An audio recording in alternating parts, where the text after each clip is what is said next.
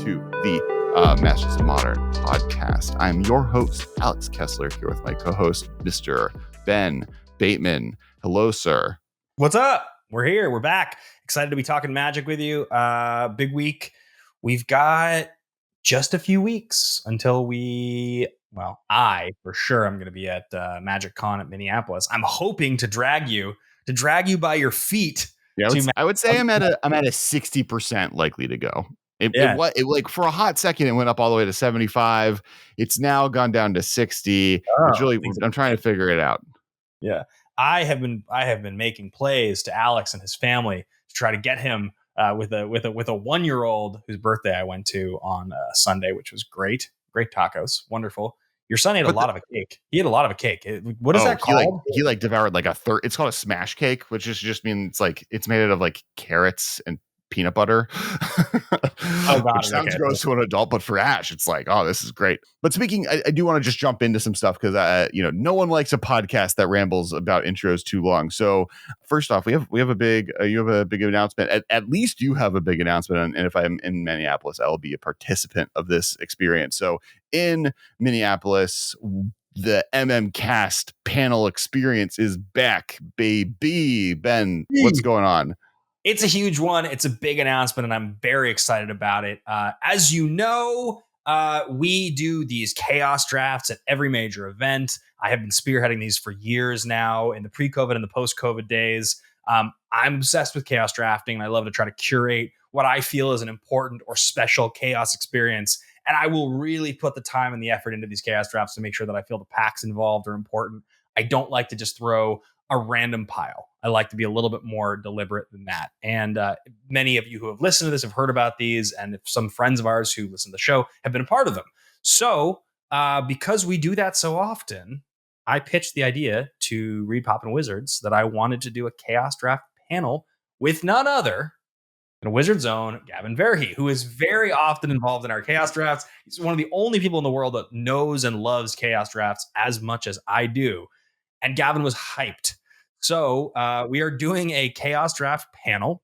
It will be on Saturday. It will be myself and Gavin and potentially Alex. Hopefully Alex, if Alex is going to be there. We are going to pick 8 fantastic packs from Magic's history, a wide range that will illustrate the full history of Magic. And we will be cracking those packs live on the panel. We will be establishing and discussing our pack one, pick ones of each of the packs, having discussions about those particular draft formats and all of the wonderful cards. And then at the end of it, we're going to be giving away every single card that we open to the audience. And we're hoping, depending on the packs that become available to us, that we have some really epic packs. We'll have some incredible stuff. I mean, definitely fun stuff dating all the way back to the mid 90s Magic's early era, but we're definitely hoping to have some pretty spicy stuff, hoping to get some good ones. So it's going to be really fun. I can't wait. Obviously, we will also do a chaos draft in Minneapolis because I always do one. But the goal is to do that on the Saturday and to make sure that we can convince Mr. Kessler here to come with us so we can have the 3 amigos of chaos drafting all up there together. And I really hope you guys can make it.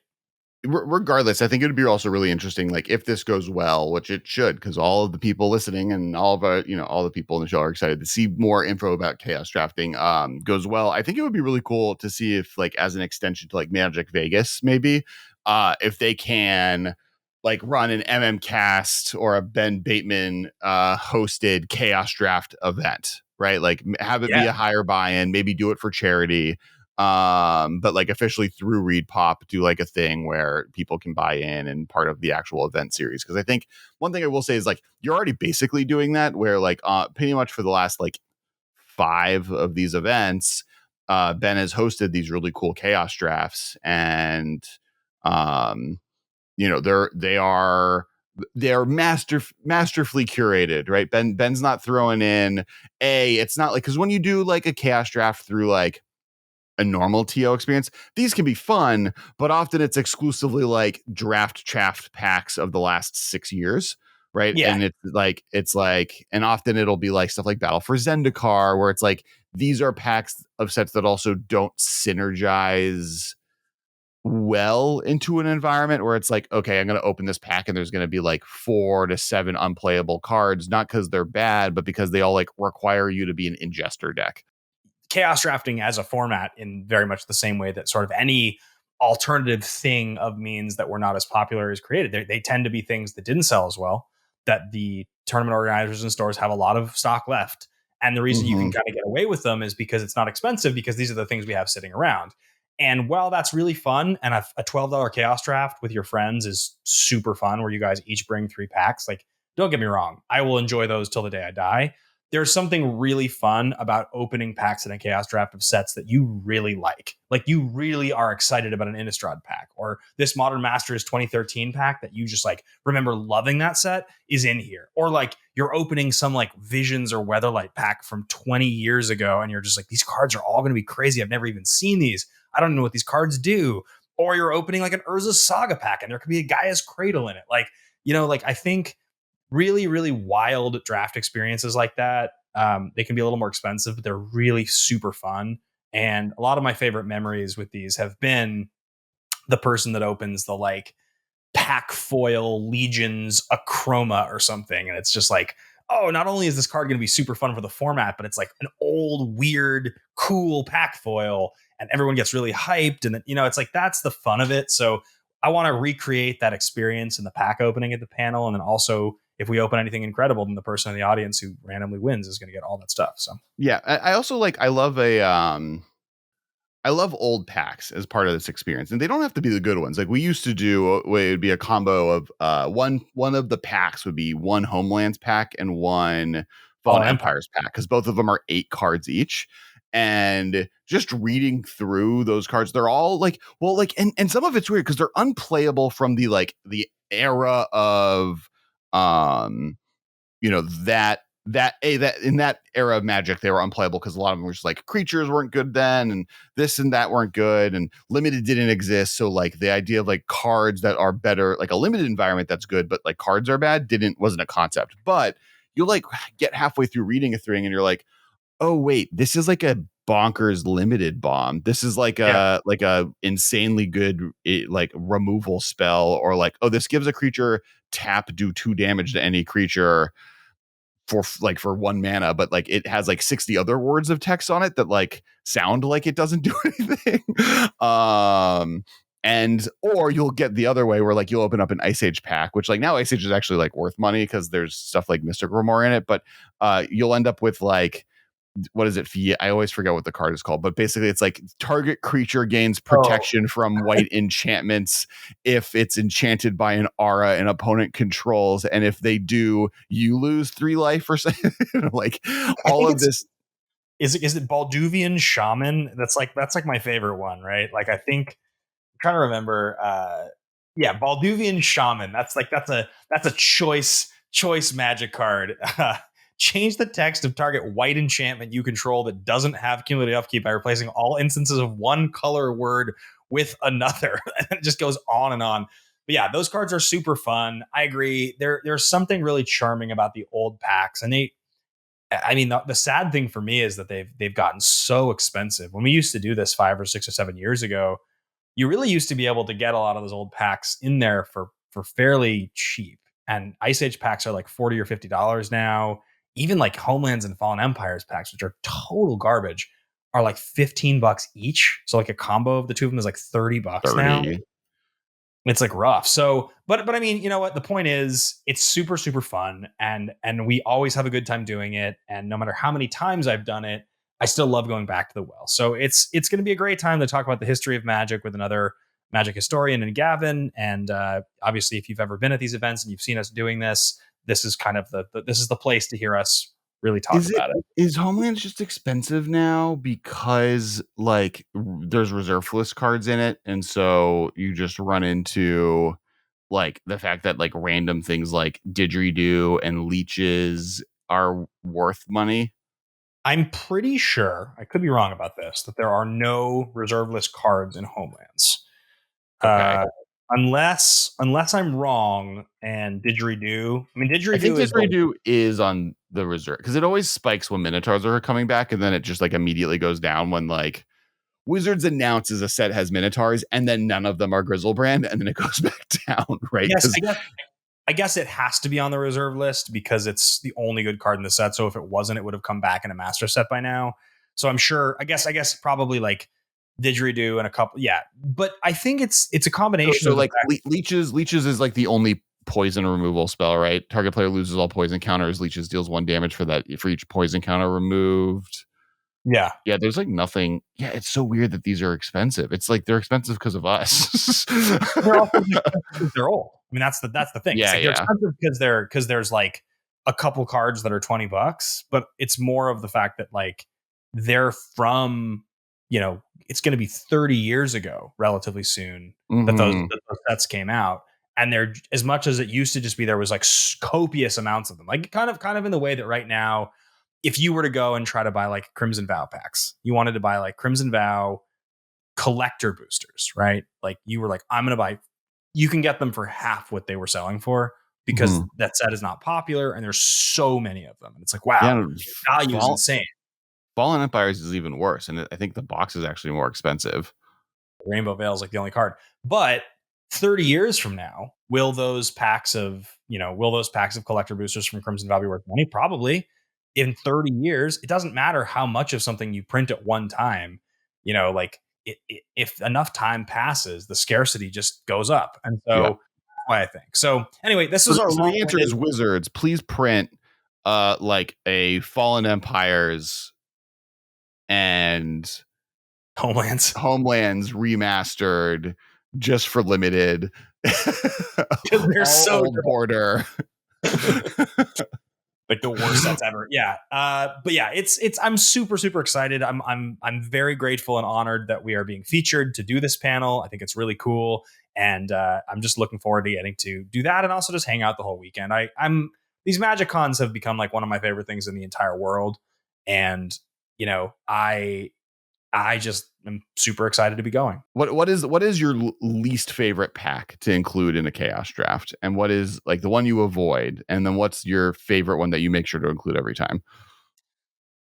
Okay. Favorite pack ever to include is Apocalypse. It's my number one pack. Apocalypse packs are my favorite. For those that don't remember, Apocalypse is the third set from Invasion Block. It's from like 2001, I believe. It was the first enemy colored set ever that had like focused on enemy colored cards, uncommon, like invasion and plane shift apocalypse was kind of like the first multicolor set that really went deep. So the most famous card from Apocalypse at this point, I think, is Fire Ice. That's the card that has kind of lived on in many formats. The thing about Apocalypse that I like so much is because we hadn't seen a lot of enemy color cards printed, you end up with a lot of stuff that feels very basic, like early basic versions of the type of card you'd want to see in enemy colors. So like Fire Ice is a great example, the common Jilt or like Consume Strength. Like there's a ton of cards in that set, common, uncommon, and rare, that are just like, now they'd seem like basic designs, but for limited, they're really fun because they're, from a card evaluation perspective, they're not overpowered. They're just like good value cards because they're in two colors and so they're fun to draft. They make for two color draft archetypes that just like feel really fun, and you're like, you kind of know what you're getting. So Apocalypse is kind of my favorite. Um, Least favorite is weird because I feel like it's mostly just sets that I think suck. It's like, I like core sets more than I like some bad expansions. And the really bad expansions I like more, like Fallen Empires and Homelands, and the ones that are like notoriously horrible. They're more fun than sets that are just generally boring. So I try to avoid stuff like you mentioned, like Battle for Zendikar, or like, I really dislike unpopular sets that have a lot of text. I'm not a big fan of like the Dungeons and Dragons set. I think like the amount of like the 3 mode roll a d20 types of cards, or any set that has a lot of double face cards or a lot of text. Those Because would be the, you just have so much reading you have to do that, like it does stall out the draft a little bit, even where like it's not like old funny. sets it's at least funny, but like with like that, it's like, oh, I just read a lot of cards for no reason. Yeah, I think so. If you get old enough, past a certain point of like, if you're at least 15 years old, I kind of have sympathy whether you're good or bad. Like Betrayers of Kamigawa, or whether you're talking about like, you know, I don't even know, like Born of the Gods, or like some like RTR set from 10 years ago. Like I have a little more sympathy when you start to get like a decade to 15 years. But if you're talking about sets in the last 5 or 6 that just weren't fun when they came out, and they weren't exciting, and they're wordy, those are the ones that I don't like to put in there, because they just feel like chaff. Nobody gets excited to open the pack, and then the pack itself, there's nothing cool you can open because it's cheap. There was nothing good in the pack, and also it's complicated. Like that to me is sort of like the ultimate. It's like the ultimate version of the feel bads with the packs. So, but with Chaos, I like opening anything. I like opening collector boosters. I like opening. I think from my experience, I think it's the more parasitic, the worse. I think actually like I like really disliked um the third Alara set is Oh, one I've like multicolor one, Alara Reborn. yeah, Alara Reborn, the one that every single card is gold. Yeah. Like it's the problem with gold cards in limited formats in general, right? Like the thing that in Chaos Draft you don't have like as guarantees is like good mana fixing, right? Like because some of the sets are built around that, but some aren't. So you don't get a situation where like the heavy gold cards are like very easy to figure out how to play in a deck. And if you have all gold and you're just not in those colors, you might just get packs. You're just like it could be your fourth pick or third pick, and you're just like, oh, there's actually nothing in here for me, and then I'm going to wheel this and it's still going to have nothing in here for me. Those I think are the ones that like that, and like I mentioned Battle for Zendikar, right? Like the stuff that just like every card in here is a synergy pile that like I can't play with. And in that sense, some of the Kamigawa sets also I've like never, when I've opened them, I'm like, oh, this is expensive for how unplayable, Of a because card. that's part of it, right? Like I know with an Alara Reborn pack or a Kamigawa pack, this was a $50 pack that has nothing worthwhile in it for me versus like Innistrad or Lorwyn, or there's these other expensive sets that are a little bit more playable, like Shadowmoor, because at least with hybrid mana you can play it in almost any deck you get, so you're going to open a good card. That's I think where my least favorite options are. Favorite options kind of the Go ahead. reverse, and it's just like artifact sets, like almost all of them. Yeah. I like, even though they're synergy piles, they all like are good. And to be honest, like Innistrad, I like love Innistrad, partially because it's not like there's 3 gold cards in the entire set. I mean, Innistrad, like, if you were asking me, like, what are like my favorites? Like, yeah, Apocalypse is high up there. Innistrad's a really high pick. I love Innistrad. It's incredibly good limited set. Super fun cards. Fifth Dawn is what you're talking about. Just in terms of artifact sets. I often like Fifth Dawn because of the introduction of Sunburst and how fun Sunburst is. Like, the fact that you have so much artifact, but you also can invest in multicolor in that set is a really great mechanic. The first 3 Modern Master sets, all of the Modern Master sets, so 13, 15, and 17 are all great. I think those are all incredibly So fun. that was going to be my hot take, I think, was I actually don't love master sets in these drafts either. Part of it feels like cheating. Because they're so powerful, you mean? There's not, well, A, they're so powerful. So like you go through like every card here is good. But B, it's like it's like, because it is a chaos draft environment, right? Like they're inherently like mixed match versions of a bunch of different sets being put together. So it doesn't feel as nostalgically chaotic to me. And then you have the power level problem where they're like super swinging in power level. So like in some ways I would say like a master set to me it's too easy street. It's like built to be chaos. It's kind of like wearing the band's shirt to the concert that you're going to, right? Is I think the best metaphor I have, where it's like it's too on theme. I think that because like we're gonna, for the panel itself, and like this could be kind of a preview of some of what we're gonna talk about. I want to, because it's called Pack One, Pick One, the science of chaos drafting, I think, or the art of chaos drafting. I can't remember the final title we settled on, but it's something like that. And I think the conversation is going to be surrounding like the history of Magic, which is like we're going to try to have like a wide range of sets, but also when you want to put a chaos draft together for you and your friends, it can be a special experience where, if it ends up costing $50 a person, it's expensive, but like it's an experience. You go to the bar with a few friends, you guys get a bite and a few drinks. Like that's what you're doing, right? So the idea is that you're paying for a significant experience, not just a quick Magic draft. And so it's okay to spend a little more money. And if you 8 people together, you all, throw in, let's say $50, you can get some pretty fun packs. And so it's like, how do you do it in a way and structure it in such a way where what you're getting is really special? And that's where I think like, I think master sets have a place in almost any chaos draft. But I just recently did an event, a casual event with friends, where it was all master sets. It was a draft with 100% master sets. It was multiples of a couple, but it was like, there's like 12 or 13 master sets. So it was like a bunch of them had two. And what you end up feeling like is just like there's not a lot of personality to these packs. They mix together, and like if you open it just it doesn't feel as chaotic and fun as you'd want it to, because the power level is pretty high. So I think too many master sets is definitely a mistake. Master sets are really nice, and specifically the two Horizon sets, which are not technically master sets, but they're kind of in the same. They're like an extension of the idea of a master set, right? They're unique cards. They're not. They're really fun. Like the Horizon sets are really great for Chaos Draft because they're so powerful. They stand out from any regular expansion. Whatever weird uncommon you open in like a Horizons 2 pack or a Horizons 1 pack will be good enough to be the best card in your deck, potentially, if you don't get a good rare. And that's like what's really fun about having one or both of the two Horizon sets in a Chaos Draft. I think like between 4 and 8 master sets is okay out of 24. Something like that I think is kind of the right ratio. I've done as many as 10. I've done as few as 2.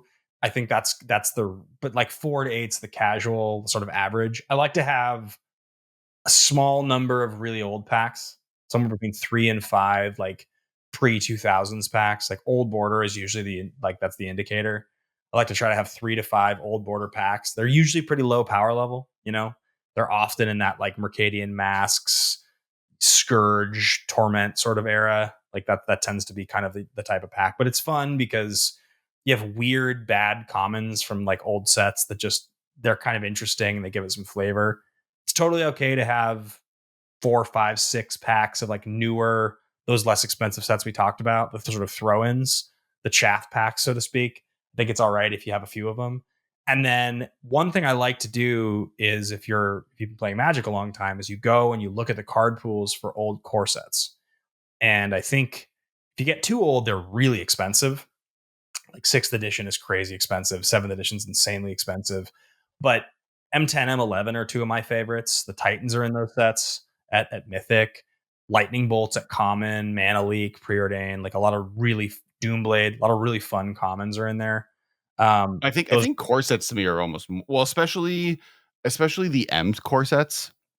I think pre-M core sets like M10, like I think 10th edition is the same deal, though. Like you get old enough, they swing back. I think just like literally just 10th edition is boring. Maybe not. I just think core sets are cool. I would be down with pretty much any core set over a master set. The power level, the disparity is like it's like a 10 to a 2. I mean, like, sure, but power level matters almost nothing to me in a chaos draft, right? Like what matters to me is like, and like you get weird stuff, right? Like M11 is an insane set to open because you have a chance of getting any of the 5 Titans. You have Lightning Bolt in that set. You have Baneslayer in that set. Basically, if you open up a Mythic, you're winning the event. Yeah. I think I like those older core sets, the M sets specifically are favorites of mine. There's also like this really fun thing if you want to do the research. Again, we'll move on from the Chaos Draft deep dive in a second here, but like if you want to do the research and you have an idea of like, okay, this like Slivers is the best example I can think of. That's a really easy one where it's like there's been Slivers printed now in like 9 or 10 sets. So if you want to make sure you have one of every pack that's ever had a sliver printed, or even multiples of some, you can open up the possibility of somebody intentionally drafting slivers. It might not happen, right? You might not open enough slivers because like limited sets by their nature are sort of random, but it's fun to sometimes kind of swing for the fences and curate the packs in that way. It's the same for artifact sets. It's the same for graveyard sets. It's the same for gold sets. Like there's a lot of Magic sets now that you can really play around with curating a really specific experience. So we're going to try to talk through kind of all the ideas and sort of all of the things that happen in the panel. And I'm super, super hyped. And like I said earlier, just grateful to be included in the event. Love going to these things, and it's going to be fun to hang out with you guys. So if you're available on Saturday, come by. I think we're in the early part of the day, like 1 or noon or something. I'll have to go look and see what the schedule actually says when it comes out, but I think we're in the early part of the day. So, All right, before we get to the next part, we do want to shout out a few of our sponsors. First off, Channel Fireball and TCG Player are the home of the Masters of Modern and our sponsor for where to buy product from. If you like us and you want to buy product, which I feel like if you're listening to this podcast, you probably buy Magic the Gathering product, TCG Player is the place to do it. There is an affiliate link below in the description of this episode. If you click on that, it just remembers that we sent you. So just before you start buying something and putting in your cart, make sure to click on that button so it remembers who you are using the power of API, some programming and things that are above my pay grade and understanding. And also a big shout out to Alter Sleeves. If you use the code the MMcast, they send us some love. As we've gotten a lot of the new cool comic book art, and you want to just you're getting the new companions and you want to make a mutate deck using companions, but you're like, oh man, all of the pre-con commander decks, well, we were a part of helping develop the Alter Sleeves version variants so that you can make your companions or your the mutate creatures from the commander deck that was made that didn't get that alter art format. You can get them in that style. So I definitely recommend checking that out. There will be a link below as well. And then last but not least, check out, Kess Co., the company that I started and Ben is heavily involved in. We make anime puzzles and tabletop games and outdoor spring summer toys. If you want to check out, you want to do some hooping, like the classic toy hula hoop, you can go to a Walmart and Target and buy one of our hoops. If you want to try doing, if you like anime like Jujutsu Kaisen or Haiku, we have puzzles for you, and there is cool game announcements involving some of these properties coming out later this year. So make sure to check out. We have an Amazon store. We're on Target.com. Specifically on Target.com, though, the big one is Mega Man. We have a Mega Man Adventures board game that we released last year, and it is now available on Target.com. And if you can go check that out, making Target.com like us, it helps us a lot and helps all the other cool games that we're coming out with exist more. So make sure to check all of that out. And we greatly appreciate it. All right, Ben, second part of the episode. We talked about Chaos Draft for the first half. We're on to the second half. We got possibly a third half. That's how halves work. But today we're going to talk about what is the worst color in Modern. Ooh. Worst color data, in Modern. And I have some thoughts, and it's going to be interesting because I want to talk about like how to kind of build and how to make this color better. But just without me laying any data in front of you, just from your heart's heart, Ben, what color would you say you think is the worst color in the format? God, I'm running through the options in my head, trying to think about the best decks and the most crossover between those decks. I feel like the worst color in Modern. God, okay, I guess I'll just throw it out there. Is the worst color in Modern green? Okay, so we're gonna currently right now that we're gonna lock that thought in. Now, second question: historically, what do you think the worst color in Modern is? Red. Okay, so wow, really? Unless I'm just mistaken, I feel like other than mono red, like you've always had red as a splash color. I guess that's Like you're actually like you're right. You're right. Death Shadow, just I was thinking about it in terms of like that. I literally just as you said like that I started the card lightning bolt exists. Yeah, I guess the worst color in Modern historically was probably because white's always been a sideboard color. Like it's probably white. Yeah, like with Stoneforge Mystic Unbanned, there was a period where like just you had green, black, and blue had Snapcaster Mage, Dark Confidant, and Tarmogoyf, and then blue had or red had Young Pyromancer, but really red had Lightning Bolt and Goblin Guide, and so historically, I think I would actually probably argue that red is the best. But I think I agree with you that historically white was the worst, at least until Stoneforge Mystic was unbanned. But now, I believe it looks pretty bad for black. Okay. Yep. Yeah. So Fatal Push is at its worst it's ever been, right? That Fatal Push and Thoughtseize being the big things that mono black used to hang its hat, or black in general has hung its hat on. Black is the one color that's never only mono color that has not won a Pro Tour, or not Pro Tour, a Grand Prix. Now Grand Prix are no longer around, but it's not like a mono black deck has shown up and is dominating. Merfolk is back though. The fact that other removal spells have kind of outclassed Fatal Push, the fact that the police of the format are no longer Thoughtseize, right? It's Solitude, it's Fury, it's force negation, these like really force negation existing has kind of supplemented the need for Thoughtseize to be the force of will of the format, which it was for decades. Decades. Modern hasn't existed for decades, right? Please, 1 decade. It's over 10 years old.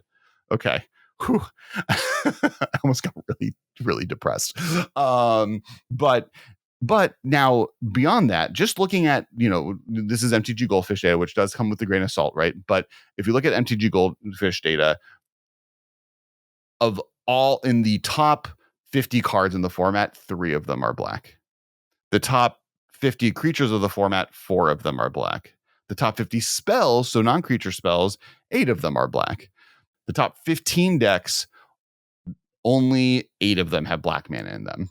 Now, that's some of them are dominant, right? And one of the things that I will give black credit for is that some of it is just like it's a lot more role play. So the black cards in the Yawgmoth deck are only in the Yawgmoth deck. The black card in the Indomitable Cruelty deck is literally just Archon of Cruelty, and it's like that is arguably not a black deck. It just has a big creature it's never going to cast in the top end. For sure. So it's a little wonky, but compared to the other colors that have like significantly more versatile and played staples, black kind of is lacking in those categories. I mean, the thing that's interesting about the black conversation is that if you try to trace back to Modern's history, we haven't had a dominant just blue-black deck maybe ever. Black-white has always been like the mill deck was like good. We've had like Mill deck is in the top 15. Mill is one of the main black decks in the format. It's so the decks that are playing black are Mill, Yawgmoth, Rakdos midrange, and Living End, with Indomitable Cruelty being the 4th one. And arguably Living End and Indomitable Creativity are only kind of playing black. Yeah, but I feel like historically, other than the mill deck in the last couple of years, blue-black has never really had a strong place in Modern. Black-white was a tokens deck periodically over the years, but it was never like a dominant deck. Black-red was like Death and Taxes is probably the best black-white deck, like the Eldrazi decks. Historically, like a black-red deck was usually part of Jund. I know over the last few years, the Rakdos decks have been better and better.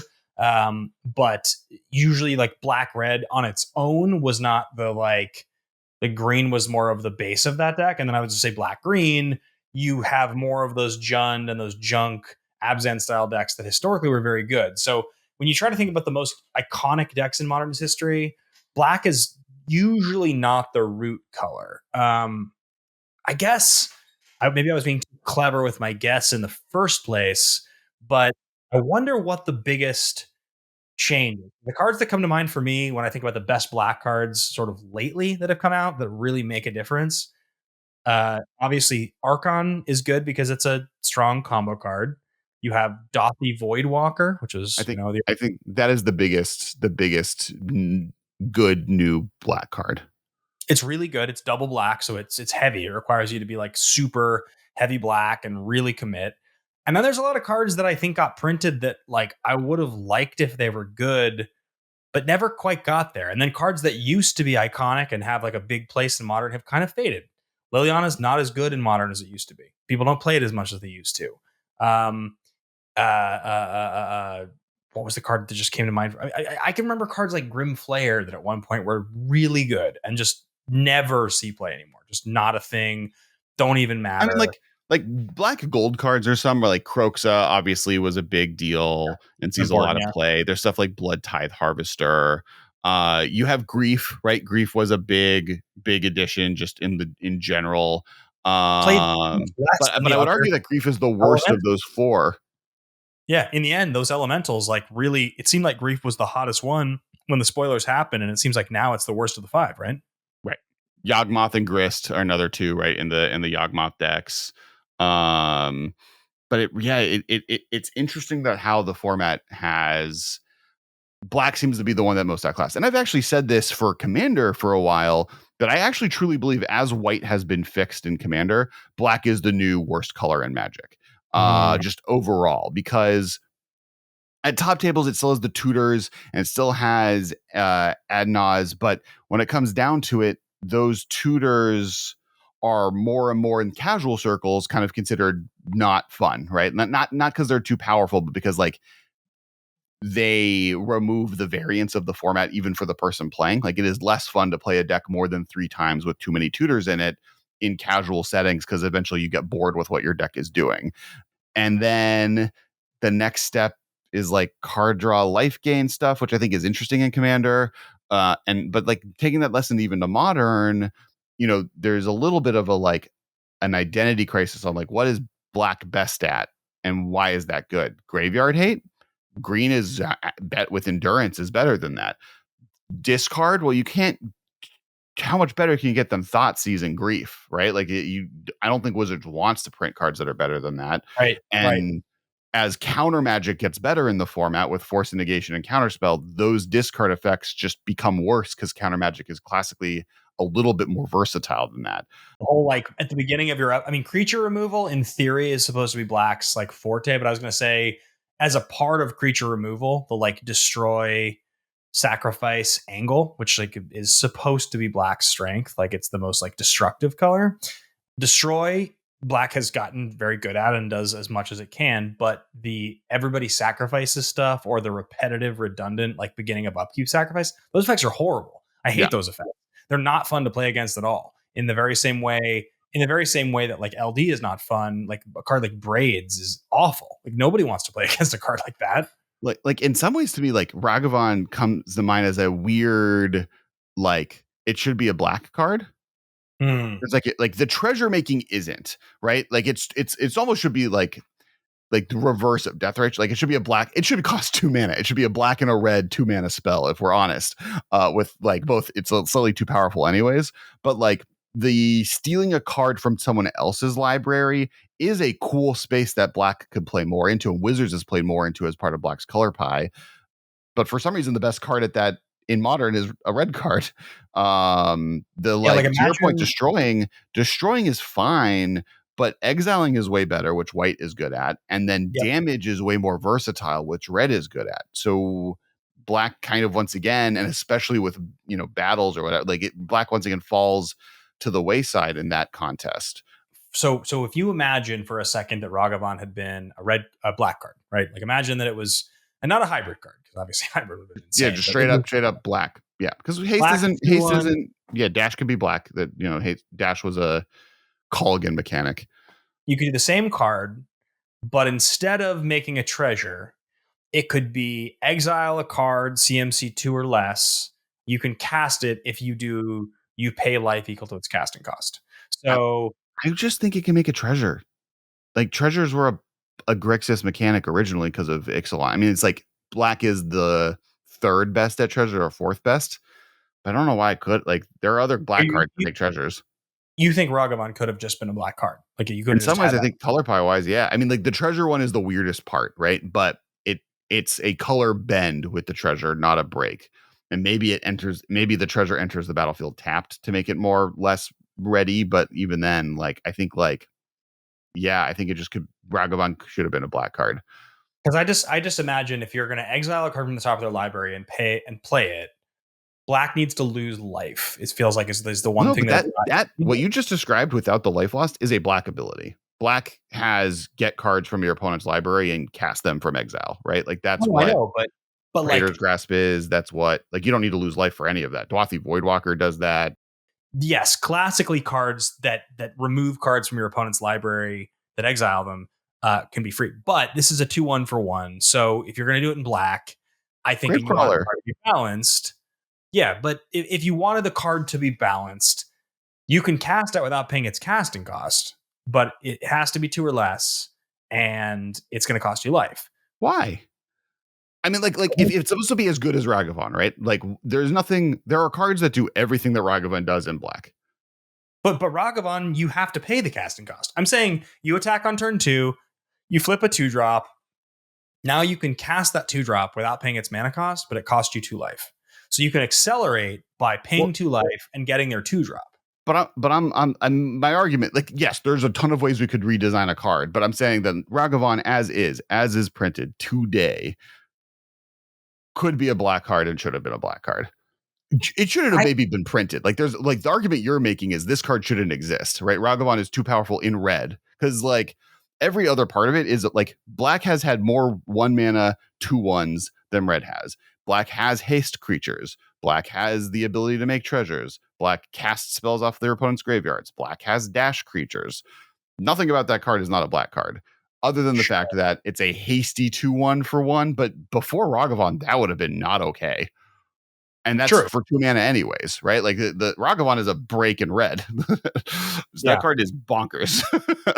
Like Goblin Guide is a better, like was the best red 1-drop creature of all time, and Ragavan just does what it does slightly better in a lot of ways. So But I mean, I guess your point is sound, which is that like what I'm arguing for is a fix on a card in a different color versus like I'm just saying that I think black paying life to do something, it almost makes it in some ways, being able to pay life to cast the thing on turn 2 without paying its mana cost is even better than Ragavan, because now you have your 2 mana to cast the 2-drop in your hand, and you've also gotten their 2-drop off the top of their library for 2 life. So it's even like sure. more massive acceleration. Like I just mean that from a like black, it's like almost like it almost should have been there was a tenuous bargain of if you can't cast a land because it says cast, so land is nothing. It's a dead card. If it's 2 or less, you can cast it without paying its mana cost. And if it's 3 or more, something bad happens. Like you lose a life, But or you like. we're kind of getting away from my point to begin with, right? Which is not even necessarily like what would a black Ragavan look like. It's more just like black hasn't gotten cool cards and red has gotten a Yeah. lot of cool cards, right? Like the fact that in that set it had got both Dragon Rage Channeler and Ragavan, maybe 2 of the 4 best 1-drop creatures ever printed. One of the ones being a green black one that's banned, being Deathrite Shaman, is weird. Great. And that's kind of true of all the other colors. And I think just the like the idea of bringing more interesting gameplay, because the problem on the other hand is that exile your opponent's stuff and getting to play with it is also relatively unpopular. There is a vibe in a part of the Magic community. I don't agree with this because I think I have no problem with this, but they don't like other people touching their stuff, right? There's a level of like, you winning using my cards is an unfun experience in the same way that kind of like mill is relatively behated. People don't like losing to mill because it's just like the feeling of it, or infect is another one, right? There's something viscerally not fun for players. Not to say that Wizards shouldn't lead into that, but if that's a big new design space for black and a portion of the community doesn't like it, that also doesn't seem like an answer to making fun, powerful black mana cards that are playable in modern that Wizards is going to lean into. So I don't have a good answer. I think Dwathi Voidwalker is like an example of the same kind of effect, right? So but I think think it's that interesting that like it's in this weird space where competitively it's falling, by the way. And what's funny is like competitively in standard and/or pioneer, this is not true, right? Like Elishnorn's an insane, right, not Elishnorn. Shieldred is an insane card. It's cards not are good enough for modern, but in standard and pioneer, it's dominant. In pioneer, you have the black, like the Grease Fang decks, right? Is like one of the best decks in the format. So it's a weird, it's a specifically modern problem. I was gonna say I think that part of that is just it's the not involvement. It's the growth of the power level and the card depth that exists now in modern, that it's kind of in some ways why like modern as a format has changed to a place where like you can't really come up with clever ideas using cute cards anymore. The power level is so high now, you have to be playing the best cards. If you aren't playing the best cards, you might get away with playing 3 or 4 cards in your 60 that are a little less good, but really because what you're competing against is so pushed, very similar to how Legacy used to be in the old days, and it is even more so now. But like Modern used to feel like Legacy light, and Modern is just sort of Legacy now. Like the power level is so high. So that, like you mentioned, that Shieldred is not good enough for Modern. That's so insane. That card is so bananas. It's a 4/5 for 4 that wins the game on its own. Doesn't even need anything. It just is that good. And it's like definitely not good enough for modern. It's definitely too expensive, too slow. So I do think that to that end, like what we're talking about in terms of power level and what used to exist versus what exists now, you guys can refer back to our episode from maybe 4 or 5 months ago where we did like a whole, is this card still good enough for modern segment? We talked through all the, Snapcasters and Tarmogoyfs and all these cards that used to be staples. And we asked the question of which ones can you still play? And the answer for most of them was you can't. Like most of them aren't good enough anymore. And it's a clear diagram of, what has happened since. So anyway, go ahead. Yeah, no, I think like it's interesting how powerful mono black decks or black decks in general are in standard right now for how little those cards have trickled down in the modern. And I don't have a really good solution to that. Or if we want them to push them that far. Like the fact that, I mean, I'm trying to see like how many decks right now in modern Shieldred is seeing play in.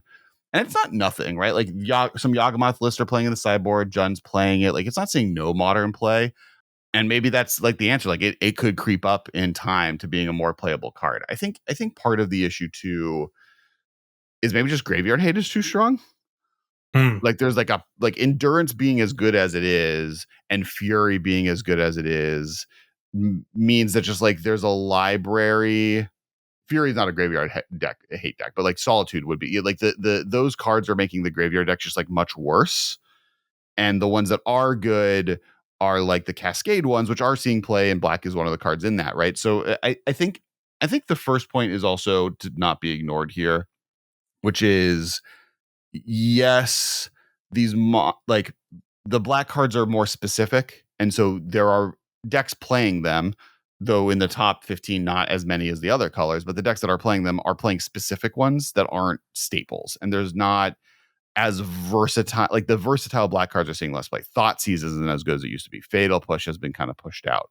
So that's the part that's I think the interesting feature. So after black, do you want to hear the ranking of the colors just based on this, like the how we did it? So to people, so they understand, we took the MTG Goldfish data, the all category, each one's worth a point. Creatures are worth a point. Spells are worth a point, and then decks I gave 2 points. But basically the ranking is black has the least amount of cards. What do you think second least is? I don't know. Blue? It's white with 41 points. It is interesting because it is not the least amount in all, which is green. Green is interestingly the least of the all category, but it's in way more decks. It's only in 6 decks. It has 8 total spells and 12 total creatures. So just like it's a role player. Next, guess. So what's the order so far? It's what Black is the bottom, then white. I feel like I've been so off with my guesses. Blue. No, it's green. Oh, green with 40. You're teeing me up to humiliate me, Well, guys. I'm hoping our lovely audience is also guessing in the comments and smashing that like button as one is supposed to while watching these videos. So next is blue and then red. Red is number 1. With equal amount of decks between the two of them. So it is a really interesting just how the color world is hanging out. I made it was half joking, but right now red and white definitively have 2 of the best 1-drop creatures ever printed in modern, and red has 2 of them between Ragavan and Dragon Rage Channeler, and white has Esper Sentinel. Green then has the Library of Bird of Paradise variants, plus it has which I guess is a Bird of Paradise variant if you want to argue, Arboreal Grazer, which is actually its most played creature in the format. It also has the new artifact creature, the 1-mana one that you can pay a green mana to sacrifice it to destroy an artifact, an enchantment. Oh, sure. Yeah, the might. And then but black has Stitcher Supplier is probably its best, or Grave Crawler, which is a significant drop down. And blue has your buddy Delver of Secrets and Hedron Crab are hits. Delver's so good, man. No arguments it's there. Not seeing any play in modern. I think actually the most played 1-drop blue creature is Tideshaper. Yeah, God. And then it drops down to not Hedron Crab, the other crab. Yeah, Ruin Crab. Yeah, Ruin Crab. Then it drops down to Ruin Crab. Those are the 2 best blue 1-drop creatures in the format. So depending on what category you pick, you can rank these things in however way you want. But there definitely seems to be you're a Delver hater. That's the whole point of this podcast is just to poop on Delver. It's all you're doing. I literally am arguing with people on TikTok right now about Delver because I made a video about this one drop conversation. Because the joke kind of was like, for so long, these formats were dominated by the 2-drop cycle, right? The Stoneforge Mystic, Right. Snapcaster Mage, Dark Confidant, Young Pyromancer, Tarmogoyf. And they've all been outclassed, right? Almost none of them are staples anymore, other than Stoneforge Mystic, Yeah. and which is like bonkers. In Legacy and Modern, but they've been supplanted by Ragavan, Esper Sentinel, arguably Birds of Paradise variant. I put Arboreal Grazer, but mostly the troll people. I wanted to add in, like, a second ago when you were talking about the power, I think, of Solitude, Endurance, and Fury. Um, I think the interesting thing about those cards being printed is that obviously when the design of those cards was happening, there was a bargain being made by the designers of, okay, like, we have to make the front side of this card when you cast a creature for its full value not so outrageously powerful that if you sacrifice a card in your hand to do this, it's going to make this card like insane, like crazy dominant. They wanted them to be, I know they wanted them to be good, right? They were obviously pushed, but they had to make the bargain. And I think what's happened is that they're good enough. They are good enough on their front side that because your opponent has to know, okay, I could get solituded here, I could get endurenced here, I could get furied. You can't get instant speed furied, so it's a little different. But the fact that they like have to play around the idea that their opponent may have this thing slows down their pace of play enough that it actually balances out in the favor of the elementals more than I think Wizards probably anticipated. Because what, three of them, the blue, the white, and the green all have flash, and then the red and the black do not. The other three all have flash. So because 60% of these cards all have the ability to interact with you when they are tapped out, it means that if you're a smart Magic player in a high power format, you will, and I can't say for everybody, you might be aggressive, but the gamble in your brain becomes, I'm going to play aggressively or I'm going to play conservatively, knowing they may have this thing in their hand because it's popular and it's ubiquitous in the format and it's extremely powerful. And if I go for this thing and they blow me out, if they exile my graveyard in response, if they exile my creature in response, I'm done. Like, game's over, basically. I've essentially lost. And I think because of that fact, because I think it actually pushed these elementals way further than Wizards ever anticipated. And that's, to me, sort of like, when I think about that, and you talk about the 1-drop versus 2-drop conversation, it's kind of the same thing of like, the 2-drops used to dominate Modern, it got faster. In the very same way where now 1-drops are the most important part of the format. The 2-drops don't matter anymore. The format's faster. And you have this piece of interaction that is sort of potentially a halfway zero turn. And I think it kind of tells the story of what the format is now. It's powerful 1-drops and the fear that your opponent may have something that they can interact with you for zero. And it makes casting a 2-drop that doesn't, immediately do something amazing, because none of them do. Stoneforge Mystic gets you an equipment, but you can't do anything with the equipment when you get it. Tarmogoyf's just a good creature. Dark Confidant doesn't draw you any cards. Snapcaster Mage, you have to have more than 2 mana to do something. Probe is banned, so you can't cast it on turn 2 and do anything. Like, whatever the red one is now, Pyromancer, who even knows? But none of them have the ability to Ragavan actually, dash activation. none of them have the ability to actually do anything on turn 2, right? So it's like that. It's, I think that that's kind of the story of the format, and I just think that the design of those elementals, if none of them had flash, I think they would all be really good. I think they would all be playable cards still. They'd all be like very good. I just think they wouldn't have defined Modern. And I think that, like, the fact that 3 had flash became defining features of the format in a way that maybe the designers knew, but there's no going back.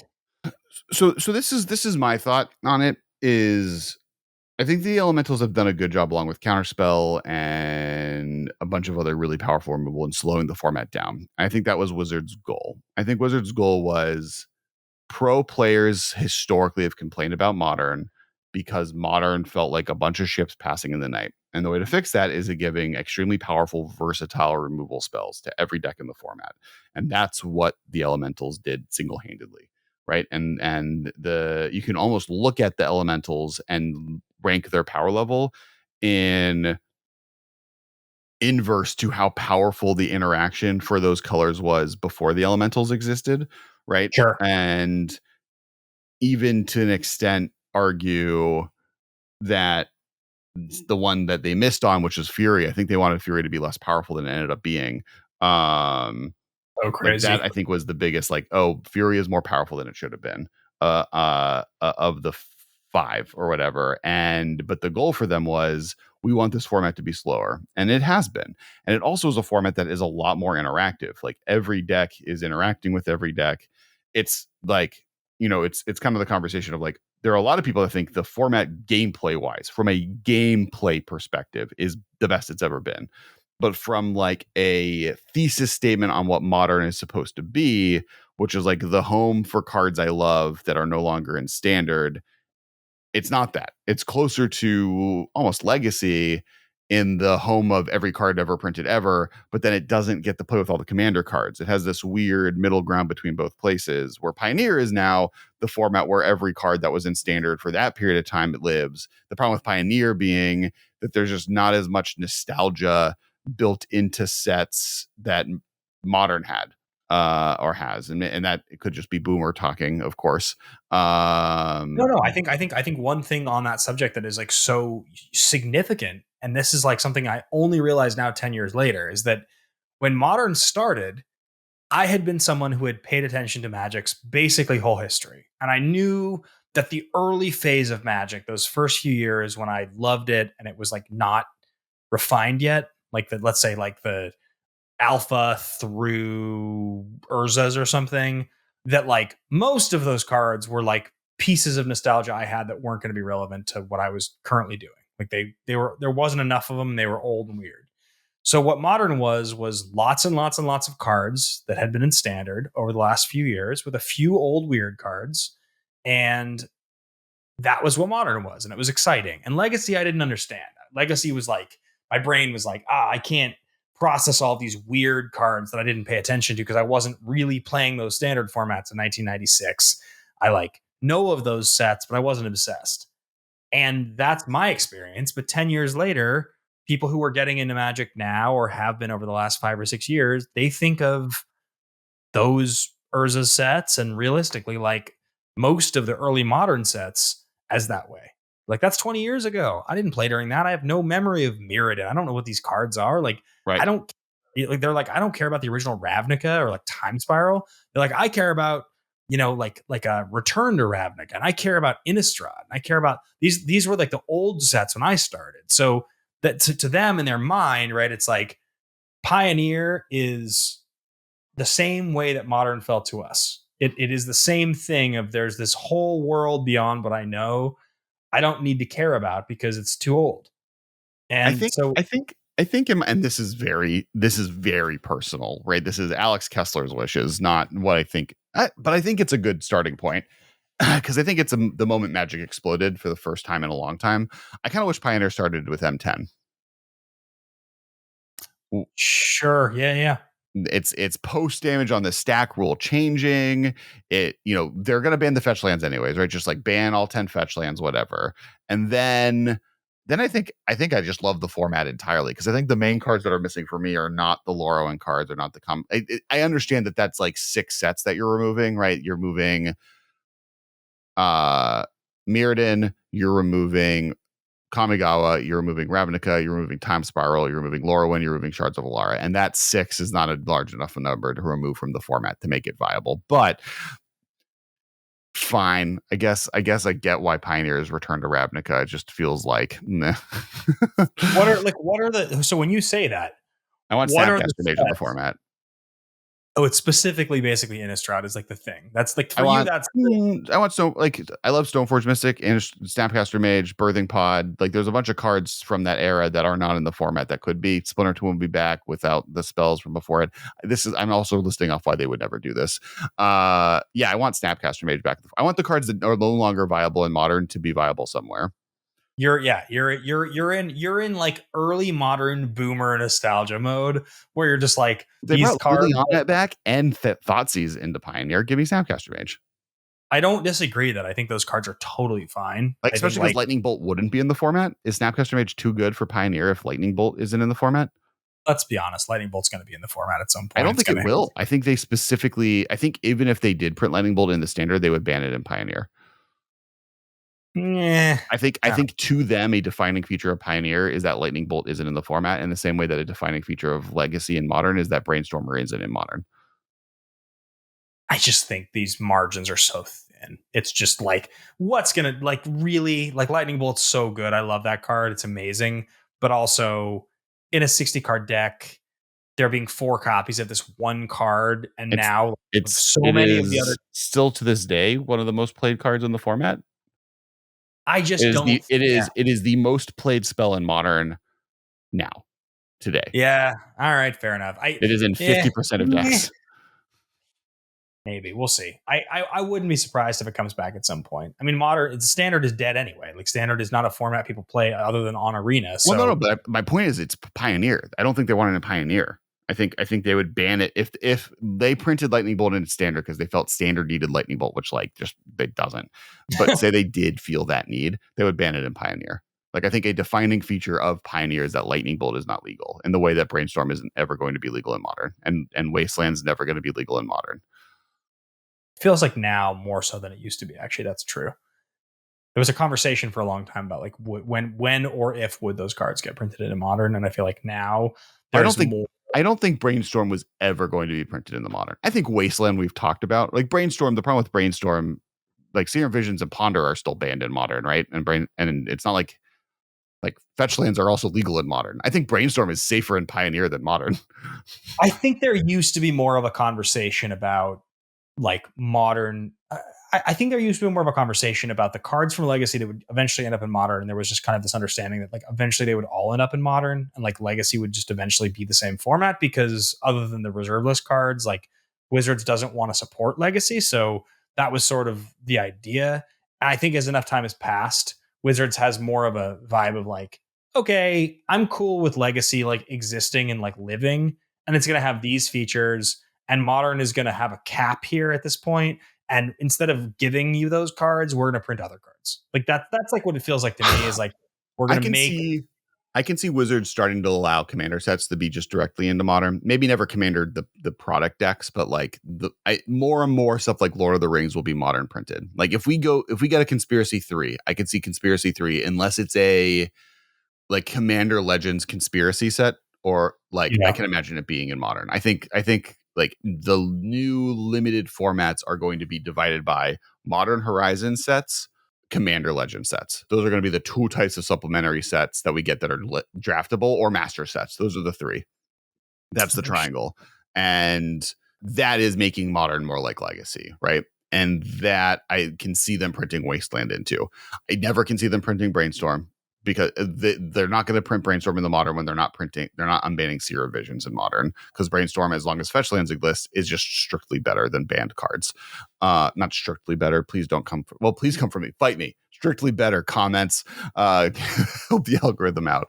But I think that like to that same extent, I don't think Lightning Bolt's ever going to Pioneer. I think Snapcaster Mage could though. To be honest, I think Stoneforge Mystic could. Like what if they print Stoneforge Mystic in the standard? It finds the 2 swords. There's no Batterskull. There's no Kaldheim, or there's no not Kaldheim, but the complete guy, Kaldra. There's no Kaldra. And I think they love the fact that they can come up with cool 1 mana blue cantrips that like do Surveil 1 at instant speed, or like that are slightly better than Serum Visions, right? And that I think is an interesting design space to keep open, where like they were getting to the point where like 2 mana counter spells are just like just print counter spell, like which and they're doing stuff like that, right? Counter spell is in Modern. I just don't like looking at what's on the ban list, looking at what cards exist in the format, and then the same to Pioneer. What differentiates these formats? I don't see it. I can see Snapcaster Mage and Tarmogoyf being printed into Pioneer, though. And Young Yeah, I mean, Pyromancer being printed in Young Pyromancer is in Pioneer, right? yeah, I believe it is. Snap already feels like in Pioneer, like it could be a thing. I don't like Snapcaster Mage to me feels like with the power level of cards that get printed nowadays, I don't think Snapcaster Mage feels pushed anymore. Yeah, it is. It is. Tarmogoyf feels all right on the edge. It feels like I know you could print it, it would be fine, but I know that it would be the best green creature at its rate by a wide margin. Like, Yeah, I'm not really that promised to Tarmogoyf, especially because I think there are other interesting ways to make beefy green creatures at 2 mana that Tarmogoyf would just negate, which is uninteresting. Snapcaster Mage is one of the most fun cards ever printed. super fun. And when you get rid of Lightning Bolt, its biggest negative effect on a format goes away. Yeah, Like agreed. Snapcaster Fatal Push is not that terrifying. No, it's like you're left with like a 2/1 body. It costs you like it's slow and clunky and like fun, and you can see it coming. And if you get caught on it, like as a player playing it, it doesn't feel like you're doing something unfair. It's. I agree. I think Snapcaster Mage is fun. So yeah, that's So interesting. if you could print any card that's not legal in Modern right now, that's black, just to circle back to black being the worst color, to make it more fun and also better in the format, what card do you print into the format or unban? I mean, hard question. Are we talking cards that are like reserve list or anything? Yeah, it has to be printable. Can't be a reserve list card. What mono what Then at mono that black reserve list card do you want in Modern? I'm not even saying I want them. I was literally thinking of my options. Like, is Doomsday a reserve list card, or is it in Modern? No, it's not. There's a secret layer. I have a Junji Ito secret layer like right behind me with one. It's sick. I was like, I think of like Doomsday comes to mind. Hymn to Torok. It's not in Modern. That'd be like a card that you could print, right? I was in like a master set, Yeah, but not Him a the Torok would be format. cool. I think Him the Torok would be a cool one. I think not surgical extraction. What's the name a card? They reveal your hand. They discard the cards you named. Flashback, sack a creature. Yeah. Cabal Therapy is that one feels like it probably should be in Modern by now. That That doesn't one's a feel like spicy one, I think. yeah. Another one, like, and this is one that a lot of people brought up, is unbanned. In a world where Ragavan exists, is Deathrite Shaman on the ban list make sense? I don't want Deathrite Shaman in Modern. It's too Yeah, good. I think Deathrite Shaman is better than. I mean, this is maybe the final hot take of the show. I think Deathrite Shaman is better than Ragavan. I think like it is better regardless of what your opponent is doing. It is Ren and 6, doesn't die to Ren and 6. It fixes your mana in a way that Ragavan also kind of fixes your mana. It does damage without them. If they have a blocker, it doesn't matter. It's not legendary, so you can have multiple of them. The Yeah, issue with Ragavan, like compared to like a Deathrite Shaman, like if you've played with both a lot, which I have, is that you realize very quickly that if you go against the wrong deck, Ragavan's not good. Like it's just a 2/1 for one that just gets blocked. Like if they have a blocker and you don't have a way to get around the blocker, or you draw another one later in the game, it just doesn't do literally anything. And like that's the issue with how good the card is that it's so good in the situations on turn one that it's amazing and it can win the game on its own, but it doesn't create a late game I draw or even a mid game I draw this and this is going to still win me. Whereas like that was the thing about Deathrite Shaman that was so good was you would play it and it would like still get you super far ahead and then you would just like draw it mid game and be like, oh, this game's close. I'll just win because I did 8 damage to you from my activated ability. Oh, you can't win because I'm just going to gain 2 life every turn for the next 4 turns. And that means that I'm going to inevitably win the game. Like it is such an innocuous, powerful thing that I don't disagree with you that I think Deathrite Shaman is still better. Going back to what you were saying a second ago, as far as like black cards that I think could be in the format, yeah, I think those ones both. Cabal Therapy is probably the most interesting. Definitely Hymn to Turok is really, really good. Card's really cool. I thought of another one. Opposition agent. Yeah, I mean that's interesting because it's cost 3. Like you can definitely do some fun stuff. Could they print Dark Ritual into Modern? I don't think so. But like Storm's pretty blue-red specific. There's not really benefits to being black for Storm, other than having that card is insane. What about this? So I know you can't print Demonic Tutor. That's too good. And I don't think you can print Vampiric Tutor because I think instant speed for any kind of a combo deck is too good. Could you print Imperial Seal into Modern? Sorcery speed. Lose 2. Card disadvantage. I think it removes goodness from the format. Like it homogenizes and makes combo too strong. Like I think that like a tutor doesn't. Could they print? Could they print black 1 Imperial Seal? Same card, but it costs 2. I mean, Grim Tutor doesn't see any play, and that's in the format. So like, the line is how much better than Grim Tutor do you have to be to see play in the format? I mean, on the other hand, the cards that do Eldritch Evolution, right? That's like the type of tutor that does see play because it puts the creature into play. I don't know, maybe Imperial Seal, but on top of like for 2 mana is playable in the format. Well, I think it is for sure playable, but is it too good? I don't know. Part of me is like thinking more like is Animate Dead too good for the format? No, I think you could print Animate Dead. It literally it reanimates a creature. There's so like Grizzlebrand on turn 2. You can get Grizzlebrand on turn 2 with what's it called? Glorious Vengeance. But it's only for a turn. Yeah, well, I mean it's enough. You draw 7 cards. Sure. Like that hardly sees play. Like it's instant speed, isn't it? Yes.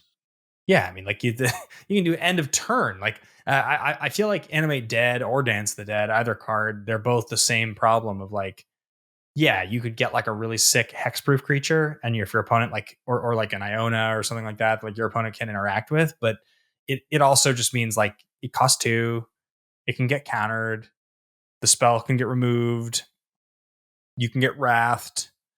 I think they're both fine. I think Reanimate would be a problem, but I think that Animate Dead and Dance the Dead would be fine. Okay.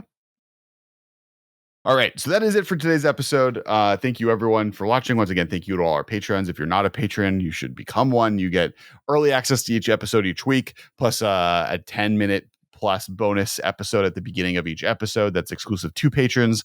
If you're going to be buying any cards, make sure you TCG Player, make sure you hit that smash, subscribe, like, and bell button below, and comment with what you think the worst color actually is. Is it black based on what we were talking about, or are we crazy and black's actually bonkers?